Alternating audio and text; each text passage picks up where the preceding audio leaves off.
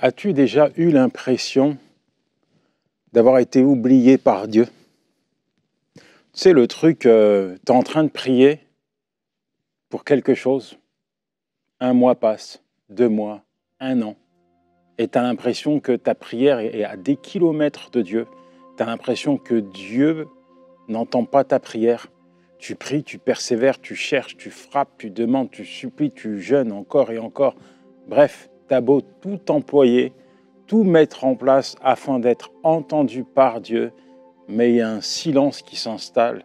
Tu as la nette impression que Dieu fait silence. Et ce silence, un petit mot, il peut avoir une multitude d'interprétations pour toi. Est-ce que Dieu m'a abandonné? Est-ce que Dieu n'entend pas ma prière? Est-ce que Dieu refuse de m'exaucer? Est-ce que j'ai fait quelque chose de pas bien? Pourquoi Dieu ne répond pas instantanément? On est à l'ère de l'instant T, n'est-ce pas? Tu envoies un message, SMS, tu attends un retour. Si la personne ne te répond pas dans la minute, dans l'heure, tu commences à t'inquiéter, à t'agiter, notamment si c'est quelqu'un de ta famille. Tu envoies un courrier, tu attends un retour. Bref, on est à l'ère de l'instant T et avec l'émergence de la technologie, on est une génération que j'appelle popcorn. Les popcorn, tu le mets dans le micro-ondes, poum, poum, poum, tout se fait, tout va vite et on imagine parfois que Dieu doit nous répondre plus vite que l'éclair, que Dieu doit nous exaucer du tac au tac. Et il y a quelque chose qu'on n'accepte pas, c'est le silence de Dieu. Pourtant, il faut comprendre que le silence de Dieu ne veut pas dire absence de Dieu. Dieu travaille. En fait, dans les coulisses, peut-être que tu ne vois rien physiquement, il n'y a rien sous tes yeux, mais ça n'empêche pas Dieu de travailler. Dieu prépare des choses spécifiques pour quelque chose de spécial et bien souvent, lorsque tu lui demandes quelque chose de grand, de beau, de merveilleux, lorsque tu lui demandes de répondre à une prière, lui, il ne voit pas juste l'exaucement. Il voit les conséquences de ce que tu lui demandes. Et en réalité, plus ce que tu vas lui demander est grand, plus il va prendre le temps de te préparer. Il ne va pas te donner la chose tout de suite, mais ça ne veut pas dire qu'il ne va pas travailler. Il ne va pas t'exaucer tout de suite, mais ça ne veut pas dire qu'il ne va pas répondre à ta requête. Au contraire, le silence de Dieu ne veut pas dire absence de Dieu. Et il faut que tu réalises cela. Il faut que tu comprennes que le silence doit t'amener à interpréter quelque chose. Le silence, de la part de Dieu, doit t'amener à faire confiance à Dieu. Le silence de Dieu, parfois, peut être un défi pour ton cœur. Un défi pour ton cœur. Et il y a une parole dans Ésaïe qui dit « J'ai gardé le silence depuis longtemps, je me suis tu, je me suis retenu. » Dans Sophonie, il est dit « L'Éternel, ton Dieu, est au milieu de toi comme un héros qui sauve. Il aura pour toi une grande joie, il se taira dans son amour et il aura des transports d'allégresse. » Et dans une autre traduction, il est dit il y aura des moments de silence. Toujours est-il qu'il arrive à Dieu de se taire, il arrive à Dieu de ne pas dire un mot. Et c'est un vrai défi pour notre cœur. Quand on voit certaines personnes de la Bible, certaines personnes ont vécu, sont passées par des moments particuliers où ils avaient besoin d'une intervention de la part de Dieu instantanée. Je pense par exemple à Joseph qui s'est retrouvé en prison. Joseph, il marche avec Dieu et quand tu te retrouves dans une situation pareille, tu invoques Dieu, Seigneur, libère-moi de cette prison. Et je te parle de la prison, mais il y a eu plusieurs étapes dans sa vie, plusieurs étapes où il aurait voulu voir Dieu intervenir. Et pourtant, Dieu a répondu en son temps. Mais quand Dieu a répondu, on a compris pourquoi Dieu avait fait silence. On a compris que finalement, ce silence de Dieu était un temps de préparation pour Joseph. Alors bien sûr, on pourrait mettre en avant d'autres personnes qui ont vaqué à la prière. Je pense à Anne qui attendait un enfant, qui jeûnait, qui priait au milieu des cancans et des murmures de de l'autre femme de son père, et elle fait silence, elle épanche son cœur devant Dieu. Forcément, en voyant que son mari avait d'autres enfants, c'était le cri de son cœur d'avoir un enfant, c'est le désir de son âme. Et pourtant, Dieu fait silence. Et un jour, Dieu lui parle au travers de la bouche du prophète, et tu auras un enfant. Et l'année d'après, elle a enfanté. Donc, le silence de Dieu ne veut pas dire absence de Dieu. Et le silence de Dieu, parfois, est compliqué pour toi, pour moi, pour nous, à déchiffrer. Pourtant, c'est une nécessité. Il faut que nous puissions apprendre à déchiffrer le silence de Dieu. Et dans 1 Roi 19, verset 12, il est dit « Après le tremblement de terre, un feu, mais l'Éternel n'était pas dans le feu. Et après le feu, un murmure doux et léger. » On voit que là, Élie se retrouve dans une position compliquée, difficile, délicate. Et on s'attend, humainement parlant, à une intervention éclair de la part de Dieu. Mais là, la Bible nous dit que Dieu ne s'est pas manifesté dans le surnaturel, dans le spectaculaire. Dieu se manifeste au travers d'un murmure doux et léger.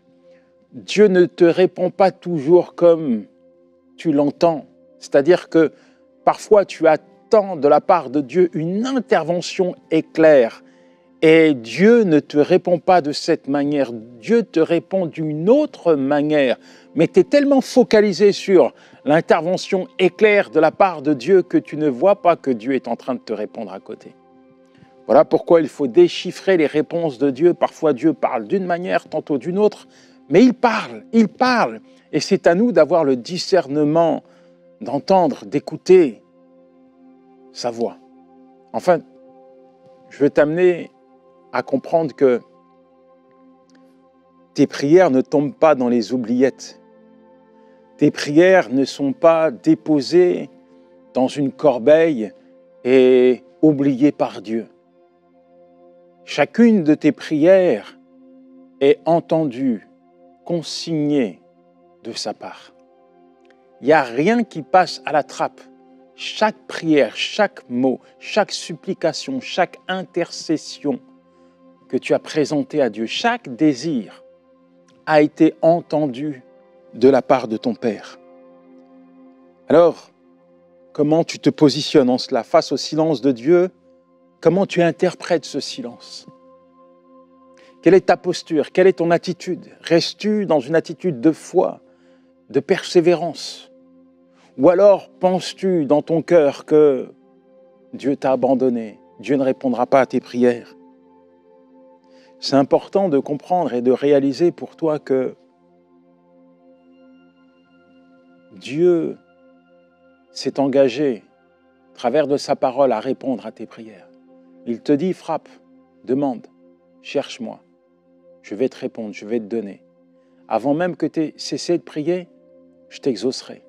Il y a une chose qui est certaine et qui est valable aujourd'hui pour toi, pour moi, c'est que Dieu répond toujours à nos prières.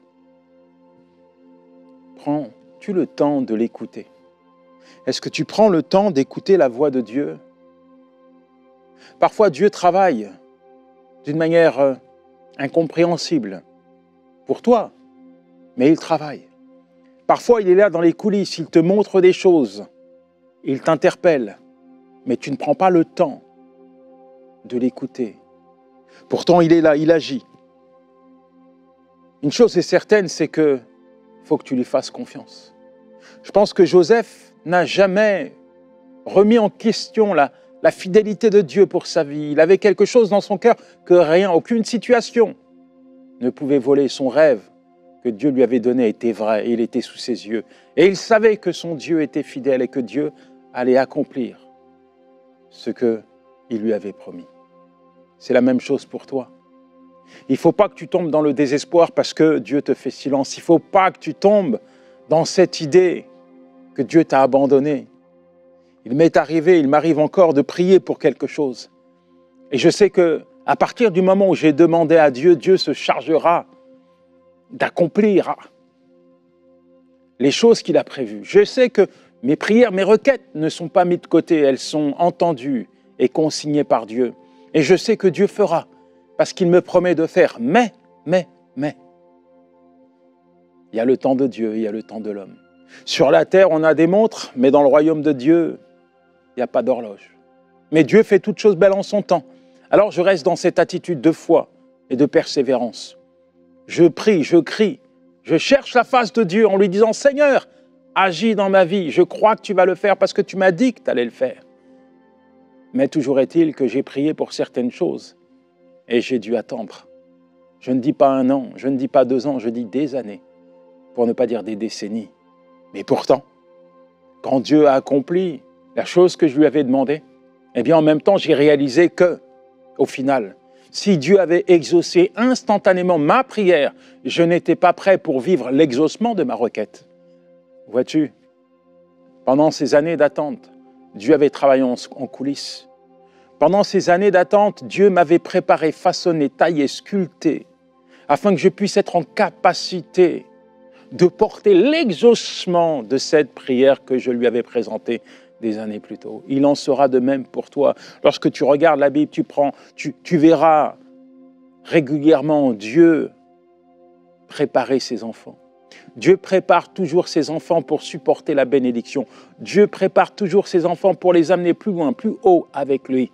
Et si tu ne passes pas par ce temps de préparation, si dans ton cœur tu veux tout de suite que Dieu t'exauce, alors tu te trompes toi-même parce que Dieu ne te donnera jamais ce qui risque de te nuire. Voilà pourquoi il arrive à Dieu de faire silence.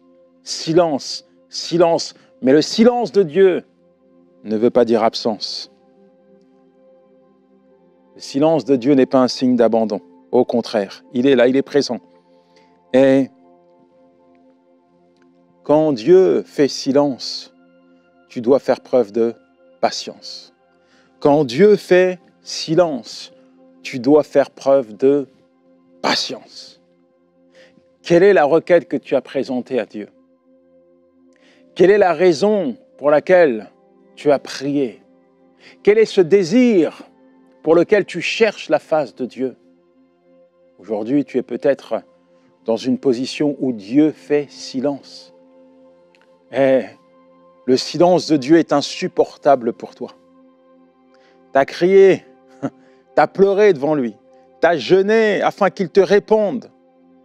Tu as dit « Seigneur, où tu es ?»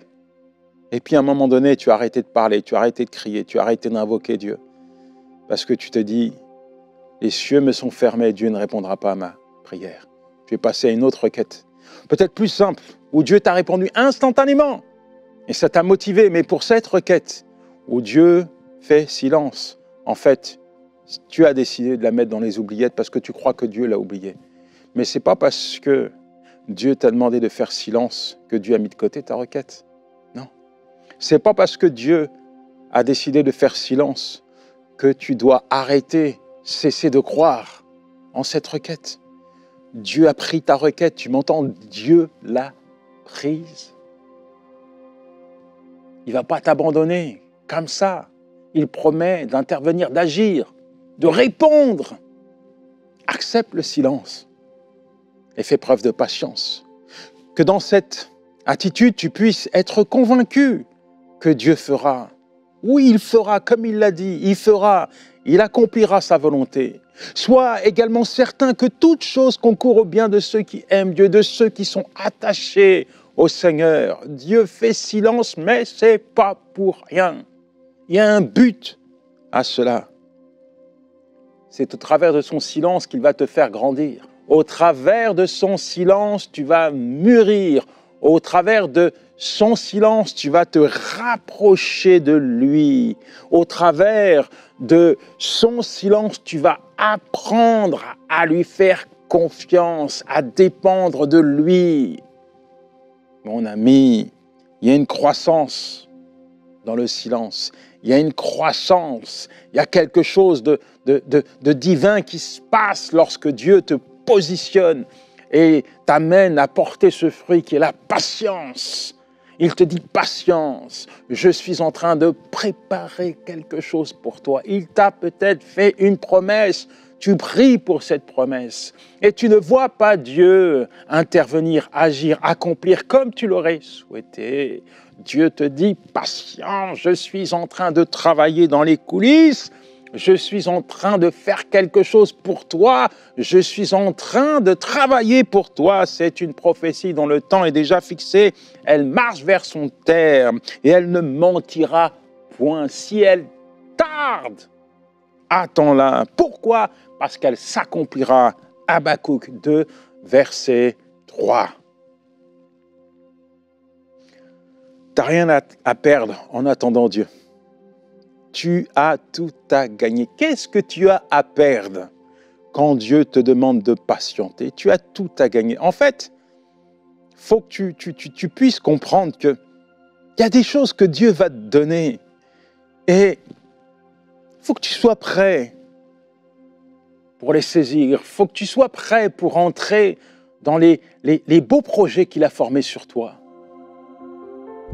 Seigneur, merci pour ton enfant. Il est là, tu le vois, tu le connais dans ce moment, Seigneur, de silence où tu lui demandes de patienter.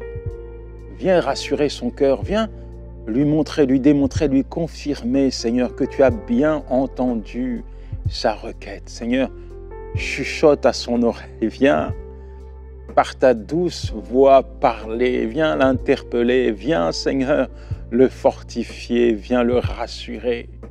Merci parce que tu vas accomplir, Seigneur, ta volonté dans sa vie. Merci parce que tu vas faire ce que tu as prévu de faire pour lui.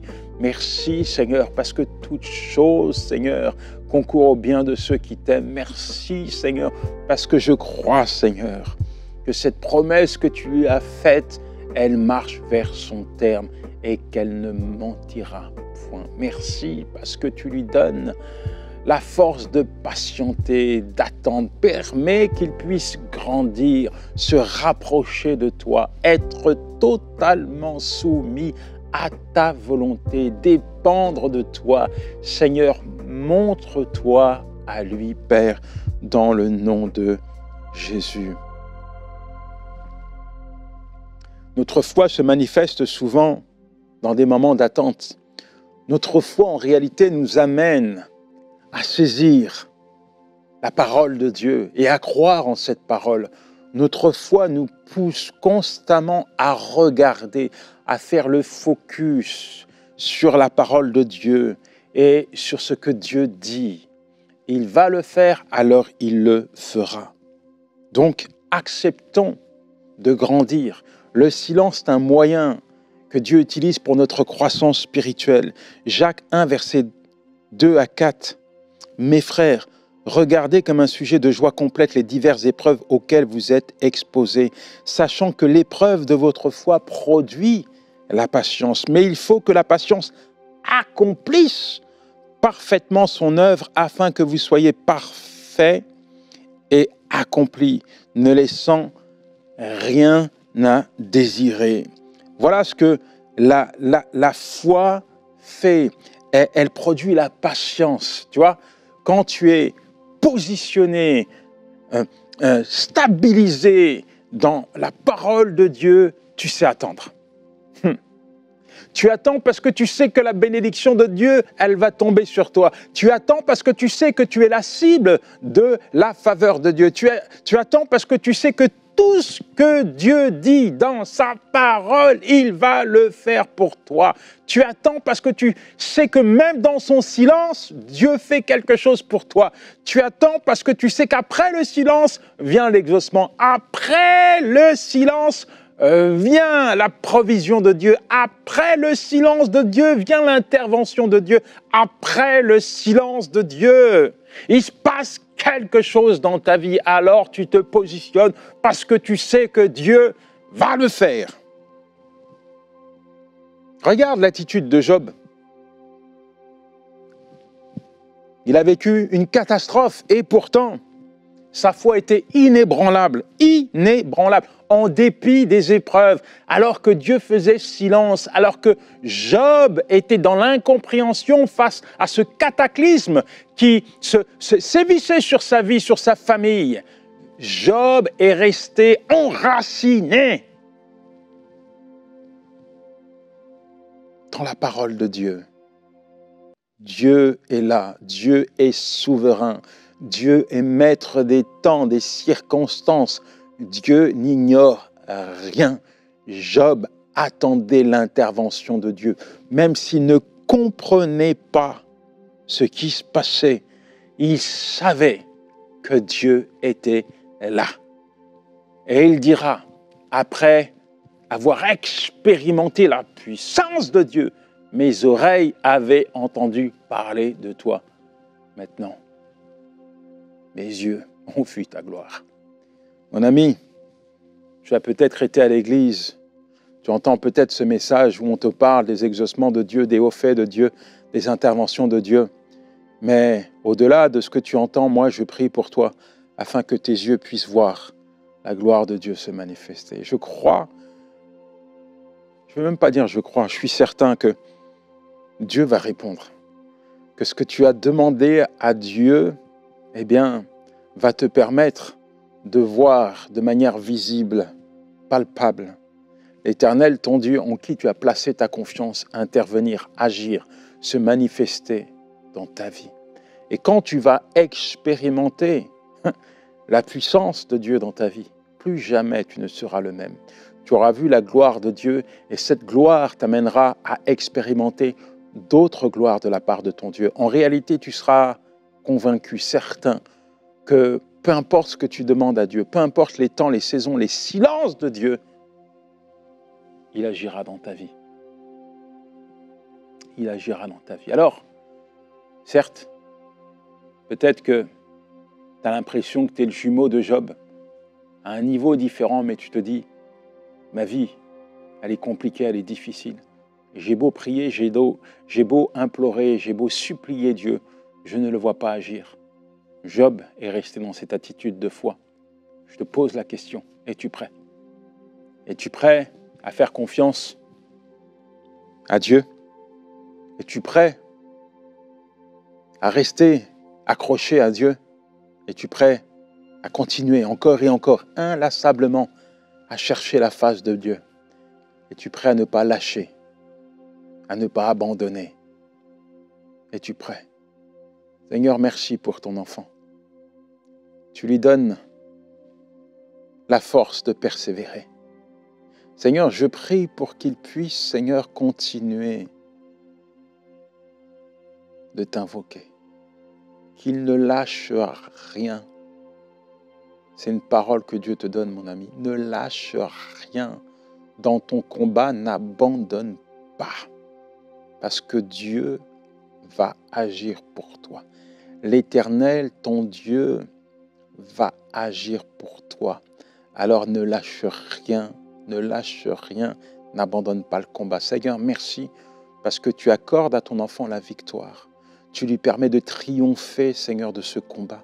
Tu lui permets, Seigneur, d'être attaché à toi et de continuer encore et encore à t'invoquer, te supplier. Oui, Père, merci parce que tu viens le rassurer. Merci, Seigneur, parce que tu viens le vivifier, Seigneur. Merci parce que tu viens promptement agir dans sa vie, dans le nom de Jésus. Le silence de Dieu n'implique pas son inaction. Non. Jean 5, verset 17, Jésus leur dit, « Mon Père travaille jusqu'à présent, moi aussi je travaille. » Dieu est toujours à l'œuvre. Dieu est toujours à l'œuvre. Deutéronome 31, verset 8, « L'Éternel lui-même marchera devant toi et il sera avec toi.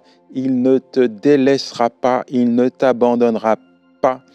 Ne crains point et ne t'effraie point. » Dieu est toujours là. Le silence de Dieu ne veut pas dire son inaction. Même quand il fait silence, il travaille pour toi. Il travaille constamment. Même si tu ne comprends pas ce qu'il est en train de faire, ne t'agite pas. Ce n'est pas la peine de courir à droite et à gauche pour essayer de trouver des solutions éphémères à tes problèmes. Ce n'est pas la peine d'aller chercher des pseudo-réponses à tes prières. Il y a une réponse que Dieu va te donner. Et la réponse de Dieu, la bénédiction que Dieu va apporter dans ta vie, elle va te rendre heureux. Tu m'entends? C'est quelque chose que tu dois attendre. C'est quelque chose que tu dois saisir. Quand Dieu répond, quand Dieu bénit, quand Dieu fait une œuvre dans la vie de son enfant, ce n'est pas une œuvre qui dure 1 jour, 2 jours, 3 jours, mais c'est une œuvre qui dure pour toujours. Et Dieu utilise l'œuvre qu'il fait aujourd'hui pour t'amener plus haut. Cette œuvre qu'il accomplit dans ta vie, c'est comme un socle, c'est comme quelque chose de solide sur laquelle il te positionne.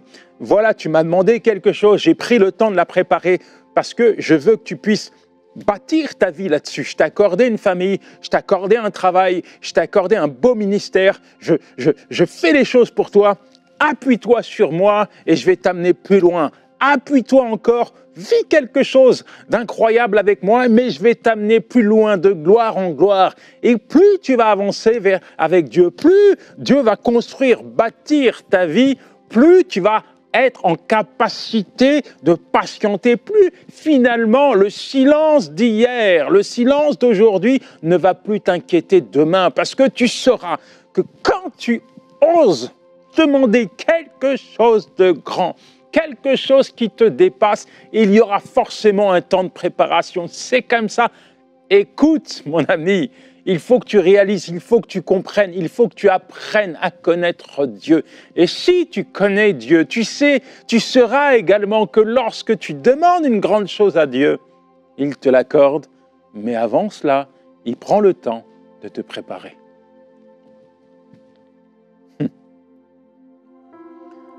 Seigneur, merci. Tu es tellement grand, tellement merveilleux, Seigneur. Ta parole, Seigneur, elle est tellement importante pour nous. Nous voulons bâtir notre vie sur ta parole parce que ta parole, elle est fiable, elle est vérité. Et je crois, Seigneur, que tu as su parler au cœur de ton enfant. Je crois qu'au travers, Seigneur, de cet encouragement, tu lui as appris à dépendre de toi, à faire faire preuve de patience dans ces moments de silence. Seigneur, je crois que tu vas encore lui démontrer et lui confirmer, Seigneur, que tu n'as pas mis sa requête dans les oubliettes, mais que tu l'as saisie et que tu travailles pour que, Seigneur, il puisse entrer dans ce qu'il t'a demandé. Seigneur, ton œuvre, elle t'appartient. Et ton œuvre, elle est belle, elle est grande, elle est divine parce qu'elle vient de toi. Je prie, Seigneur, pour que chacun de tes enfants puisse expérimenter ta grandeur, te faire confiance, Seigneur, en tout temps. Seigneur, je prie pour que ton enfant puisse faire preuve de patience et arriver à maturité.